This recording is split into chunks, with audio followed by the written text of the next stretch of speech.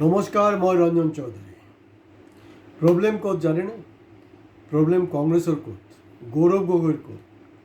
আৰু আপোনালোকে এনেকৈ নাভাবিব মই কিন্তু নিজকে ৰঞ্জন চৌধুৰী কৈছোঁ। মই কিন্তু এই যে GTV সুধীৰ চৌধুৰী নহয় দেই।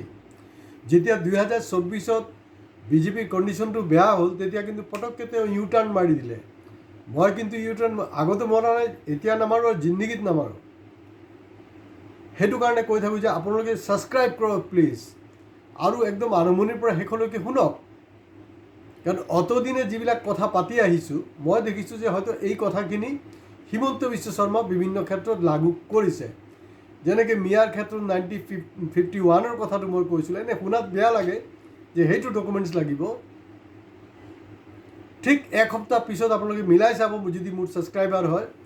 এসপ্তাহ পিছত কিন্তু হিমন্ত বিশ্ব শৰ্মা মোৰ কথাটো শুনি তেনেকুৱা এটা ষ্টেণ্ড লৈছিলে, নোলোৱা নহয়।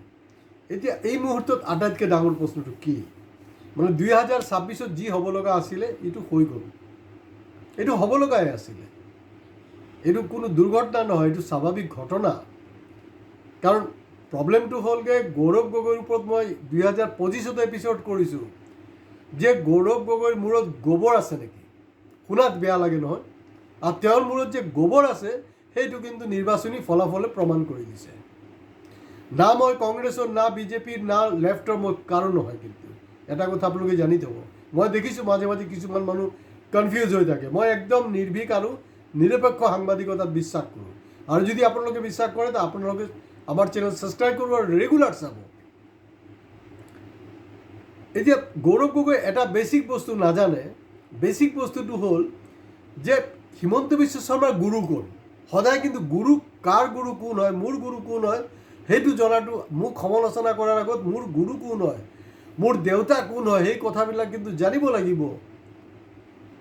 তেওঁৰ প্ৰথম গুৰুটো হ'লগৈ, মানে মেইন গুৰু বুলি ক'ব পাৰে হিতেশ্বৰ শইকীয়া। বহুতে বেয়া পাব পাৰে, অসম আন্দোলনৰ সময়ছোৱাত বহুতে বেয়া পাব পাৰে, কিন্তু এইটো খাটাং কথা যে তেওঁৰ যে যি এডমিনিষ্ট্ৰেটিভ যি কেপাচিটি, কাৰণ একজন চিফ মিনিষ্টাৰৰ এডমিনিষ্ট্ৰেটিভ কেপাচিটি থাকিব লাগিব। আৰু তেওঁ, মই ভাবোঁ as a chief minister Hiteswar Saikia ইণ্ডিয়াৰ one of the best and top chief minister. তেওঁৰ প্ৰথম গুৰু হ'লগৈ তেওঁ। 15 বছৰ কাল কাৰ হেৰিত থাকিলে, তৰুণ গগৈ। তেওঁ হ'লগৈ দ্বিতীয়। এতিয়া মুস্কিলটো কি হ'ল, দেৱব্ৰত শইকীয়া হাৰিলে, কাৰণ তেওঁৰ নিজৰ দেউতাৰ যি হেৰি সেইটোকে তেওঁ ল'ব পৰা নাই। আৰু exactly it's happen with the Gaurav Gogoi.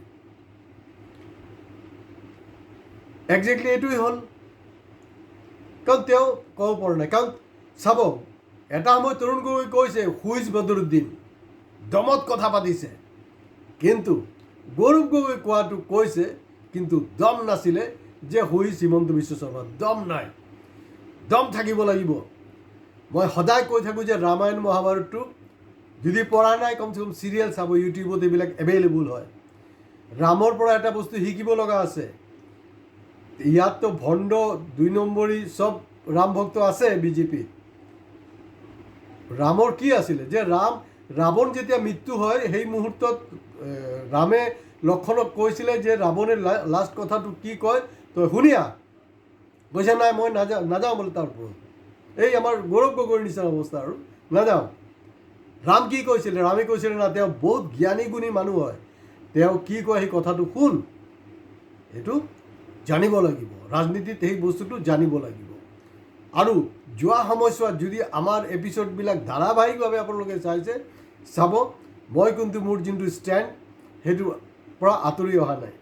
Plus 3 Gogoi সম্পৰ্কে যি মই বক্তব্য আগবঢ়াইছিলোঁ, একজেক্টলি ইটছ হেপেন।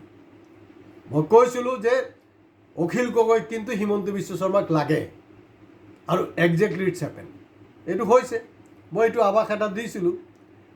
আৰু কংগ্ৰেছৰ যিবিলাক ছাপৰ্টাৰ বা নেতা, তেওঁলোকে কিন্তু মোৰ চেনেল ছাবস্ক্ৰাইব কৰাটো বাদেই দিয়ক, ফ'ল'ই নকৰে তাহাঁতি। কাৰণ তেওঁলোক হ'লগৈ সৰ্বজ্ঞানী মানুহ। তেওঁলোকে ভাবিছে যে মাৰ্চ, এপ্ৰিল, মে' মাহত ইলেকশ্যন হ'ব, যেতিয়াই হ'ব আমি জানুৱাৰীৰ পৰা পথাৰত নামিম। এটাৰ পিছত এটা ব্লাণ্ডাৰ, এটাৰ পিছত এটা ব্লাণ্ডাৰ। কংগ্ৰেছৰ যি মানুহবিলাকে জিন্দগী দি দিলে, আশা থাকিলে যে মই কেতিয়াবা টিকেট পাম, তেওঁলোকক বঞ্চিত কৰিলে কোনে? গৌৰৱ গগৈ। আৰু তাৰ আঁৰত কোন আছে? এই যে আমাৰ তথাকথিত বুদ্ধিজীৱী, যিবিলাক বুদ্ধিভ্ৰষ্ট বুদ্ধিজীৱী, তাহাঁতৰ হেঁচাত পৰি, কাৰণ হাইকমাণ্ডক সেইটো প্ৰেছাৰ ক্ৰিয়েট কৰা হ'ল। সেইকাৰণে মই বাৰে প্ৰতি কৈছোঁ যে কংগ্ৰেছ অকলে খেলা হ'লে মই সেইটো কৈছোঁ যে তেওঁলোকে পাৱাৰত নাহে, কিন্তু তেওঁলোকৰ যিটো ছিটৰ যি সংখ্যা এইটো বহু গুণে তেওঁলোকে বঢ়াব পাৰিলেহেঁতেন। এই স্ক'পবিলাক কিন্তু হেৰালে। তো নেচাৰেলি 2029 পাৰ্লামেণ্টত কি হ'ব এইটো গম পালেই। 31ত কি হ'ব? ইয়াৰ আগতো মই কৈছোঁ যে বিজেপি এজ এ অপনেণ্ট, যেতিয়া অপজিশ্যনত থাকে তেওঁলোক কম্পিটেণ্ট হয়, কম্পিটেণ্ট অপজিশ্যন। যেতিয়া তেওঁলোকে ৰুলিঙত থাকে তেওঁলোকে কিন্তু কম্পিটেণ্ট ৰুলাৰ, তেওঁলোকে জানে। গতিকে লাষ্ট কথা সেইটোৱে, ৰামায়ণ মহাভাৰত সেইটো কাৰণে দৰকাৰ, কাৰণ আপুনি চাব মানে আপোনাৰ আত্মাৰ শান্তি আৰু তৃপ্তিৰ কাৰণে এটা বস্তু কি কৰিব লাগিব? আপোনাৰ লাগিলে যি সম্পত্তি আছে বা আপোনাৰ পত্নী আছে আপুনি বন্ধকত থ'ব লাগিব, আৰু বেলেগ কোনো ষ্টৰি নাই, কোনো ষ্টৰি নাই। কাৰণ আপোনাৰ আত্মাৰ শান্তিটোৱে সন্তুষ্টিটো মেইন কথা নহয়। Exactly it's happen. লাষ্ট কথাটো হ'ল যে survival of the fittest, survival of the ফিটেষ্টটো কিন্তু গম পাইছিলে আমাৰ হিমন্ত বিশ্ব শৰ্মা। কাৰণ এই ছাৰ্ভাইভ কেনেকৈ কৰিব লাগে, যোনটো আমাৰ জাতীয় নায়ক সোণোৱালে কৰিব পৰা নাই। তেওঁ দেখিছে যে না, যদি মই জিকাব নোৱাৰোঁ তেতিয়াহ'লে দিগদাৰ আছে, মই CM থাকিব নোৱাৰিম। আৰু তেওঁ মোৰ এপিছ'ডত কৈছোঁৱে যে তেওঁ অকল অসমত জিকোৱা নহয়, তেওঁ ৱেষ্ট বেংগলত জিকোৱাৰ কাৰণে, ভাল স্ক'ৰ কৰাৰ কাৰণে কিন্তু দায়িত্ব লৈছিলে। তো গতিকে তেখেতে পলিটিক্সত এইটো এচিভ কৰিলে। গতিকে গৌৰৱ গগৈক মই এতিয়াও ক'ম যে আপুনি ঢেৰ শিকিবলৈ আছে, আৰু আপোনাৰ মাথাত গোবৰ আছিলে যোনটো 2025ত কৈছোঁ। মই আজিৰ দিনটোতো অনুতপ্ত নহয়, মই কৈছিলোঁ, আজিও ক'ম। আজি ইয়াতে শেষ কৰিছোঁ। নমস্কাৰ। ভিডিঅ' ভাল বেয়া যিয়ে লাগক প্লিজ ছাবস্ক্ৰাইব কৰক, প্লিজ শ্বেয়াৰ কৰক, প্লিজ লাইক কৰক, মোক গালি পাৰক, কমেণ্টছ দিয়ক, কোনো প্ৰব্লেম নাই, কিন্তু আই ৱান্ট ৰিয়েকশ্যন। নমস্কাৰ।